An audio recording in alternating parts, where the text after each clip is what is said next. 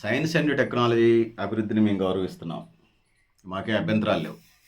కానీ ఈ science and technology అభివృద్ధి చెంది ప్లాస్టిక్‌ని ఒకదాన్ని తీసుకొచ్చి మన నెత్తిన రుద్ది గాలి కాలుష్యం, నీరు కాలుష్యం, ధ్వని కాలుష్యం అసలు ఎందుగలడను, ఎందుగలడను, ఎందుగలడు అందులేడని సందేహం వలదు. ఎందెందు వెతికిన అందందుగలడని సందర్భంగా చందంగా ఈ ప్లాస్టిక్ అనేది ఇదైంది.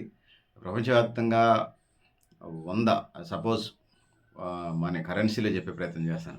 రూ. 100 అంటే $100 అందాము.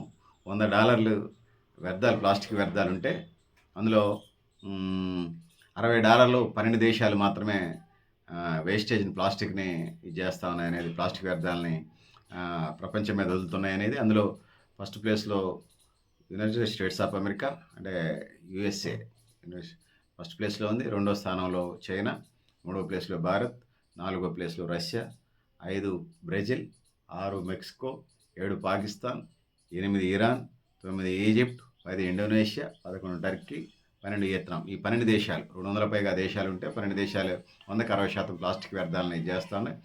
భూమి మీద పోగొతున్న ప్లాస్టిక్ వ్యర్థాలలో ఈ 12 దేశాల నుంచే భూమి మీద గుట్టలుగా పర్వతాలుగా ప్లాస్టిక్ వ్యర్థాలను పడేస్తున్నటువంటి ఈ సందర్భాన్ని మనం చూస్తూ ఉన్నాను, తెలియజేస్తూ ఉన్నాను. సో ఇదంతా 100కి 60% 12 దేశాలే చేస్తాను. మిగతా దేశాలు కూడా తక్కువే, కానీ మిగిలిన 40% మిగతా దేశాలని చేస్తున్న నేపథ్యం చూస్తున్నాం. సో ఈ సర్వే అంతా కూడా ఒక సర్వే సంస్థ, స్విట్జర్లాండ్కి చెందినటువంటి ఒక సర్వే సంస్థ. సంస్థ పేరు ఏంటంటే ఎర్త్ యాక్షన్ అనేటువంటి ఒక ఆర్గనైజేషన్ వాళ్ళు ఈ సర్వే చేసినటువంటి దాంట్లో దాని నుంచి ఈ రిపోర్ట్స్ వచ్చినాయి అనేది ఇక్కడ నేను తెలియజేస్తా ఉన్నాను.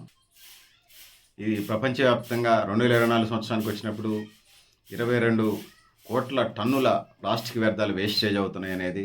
దానివల్ల ప్రకృతి పర్యావరణం దెబ్బతిని అతివృష్టి, అనావృష్టి అంటే అసలు వర్షాలు లేకుండా ఎడారిలాగా మారినటువంటి చందం. ఇంకొక వైపు అతి వర్షాల వల్ల ఒక పంట పండకుండా అట్లా కూడా నష్టపోయి ప్రజలకి, పబ్లిక్కి, జీవరాశికి ఏదైతే ఉందో ఆహారం కొరత ఏర్పడే పరిస్థితి ఉన్నది. అట్లా దానివల్ల ఇటు ప్రజల్లో అనేక అసాంఘిక శక్తులు పెరుగుతారు, ఆకలి దారిద్ర్యం పెరుగుతుంది, దొంగతనాలు పెరుగుతాయి, రాబరీలు పెరుగుతాయి.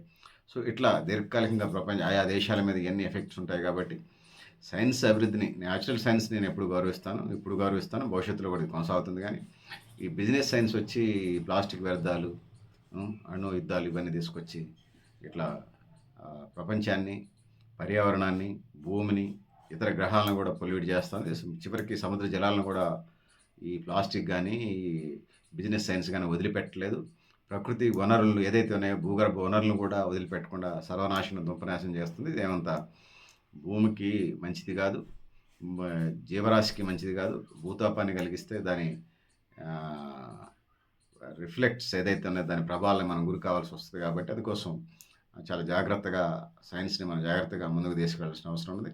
శాశ్వతమైనటువంటి సైన్స్ని ఎప్పుడూ గౌరవిస్తూనే బిజినెస్ సైన్స్ పేరుతోని ప్రకృతిని, పర్యావరణాన్ని, భూగర్భాన్ని, ఇతర గ్రహాలని నాశనం చేసేటువంటి విధానాలు సైన్స్ అండ్ టెక్నాలజీ అంత మంచిది కాదనేది నాకున్నటువంటి వ్యక్తిగత అభిప్రాయం. సో మీరు కూడా మీ అభిప్రాయాన్ని కామెంట్ బాక్స్లో రాయండి అని తెలియజేసుకుంటా ఉన్నాను. నేను గరిడేపల్లి సత్యనారాయణ, న్యూ లక్ష్య ఆర్గనైజేషన్.